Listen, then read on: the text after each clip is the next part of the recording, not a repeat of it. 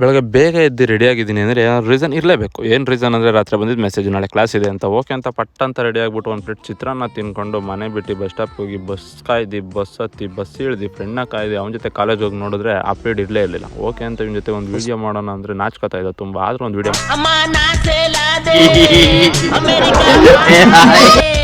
Okay ಅಂತ class ಮುಗಿಸ್ಕೊಂಡು bus stop ಹೋಗ್ಬೇಕಾದ್ರೆ ಕಚೋರಿ ತಿನ್ಕೊಂಡು ಬಸ್ ಸ್ಟಾಪ್ ಹೋಗಿ ಬಸ್ ಹತ್ತಾದ್ಮೇಲೆ ಕಟ್ಔಟ್ ಹಾಕೋ ಕಣ್ಣು ಸೆಳಿತಾಯಿತ್ತು. ಯಾಕೆಂದರೆ ಮುಗಿಸ್ತಾ ಕಾಲೇಜಿಗೆ ಬೇರೆ ಬಂದಿರಲಿಲ್ಲ.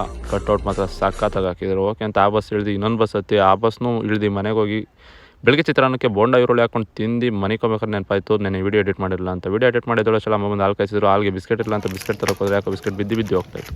ಬಿಸ್ಕೆಟ್ ತಿಂದು ಪಾಪ ಜೊತೆ ಸ್ವಲ್ಪ ಟೈಮ್ ಸ್ಪೆಂಡ್ ಮಾಡಿ ಏನೋ ಪೇಪರ್ ಹುಡುಕ್ಬೇಕಾಯ್ತು. ಪೇಪರ್ ಹುಡುಕ್ಬೇಕಾದ್ರೆ ಏನೇನೋ ಸಿಕ್ತು. ಅಪ್ಪ ಓದಿದ್ದು ಕಾಲೇಜ್ ರೆಸಿಪ್ಟು ಮತ್ತು ಅವ್ರು 93, 94 ಓಡಾಡ್ತಾ ಇದ್ದು ಬಸ್ ಪಾಸು ಎಲ್ಲ ಸಿಕ್ತು. ನೋಡಿ ಖುಷಿ ಆಯಿತು. ಅದೇ ಟೈಮ್ ನನ್ನ ಫ್ರೆಂಡ್ ಕರ್ದು ಅಂದ್ಬಿಟ್ಟು ಅವ್ನ ಮನೆಗೆ ಅಕ್ಕಿ ತರೋಕೆ ಹೋಗಿ ಮನೆಗೆ ಬರೋಸಲ್ಲಿ ಊಟ ರೆಡಿ ಆಗಿತ್ತು. ಭರ್ಜರಿ ಬ್ಯಾಟಿಂಗ್ ಮಾಡಿ ಊಟ ಮಾಡಿ ಮಲಗಿದೆ ಅಷ್ಟೇ. ಜೈ ಶ್ರೀರಾಮ್.